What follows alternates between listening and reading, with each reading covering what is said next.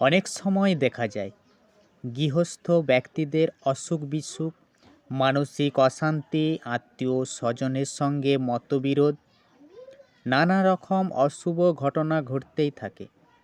এই অশুভ ঘটনা দূর করার জন্য বাড়ির দক্ষিণ পূর্ব কোণে সবুজ গাছপালা লাগাবেন, উত্তর পশ্চিম কোণে ঘণ্টা লাগাবেন এবং এই যন্ত্রটি ঘরের ভিতর দক্ষিণ দিকে, রান্নাঘরের দক্ষিণ দিকে এই যন্ত্রটি যে কোনো সাদা কাগজে এঁকে, যদি ভূজপত্র না পান তবে সাদা কাগজে এঁকে এই যন্ত্রটি রান্নাঘরের দক্ষিণের দেয়ালে লাগাবেন।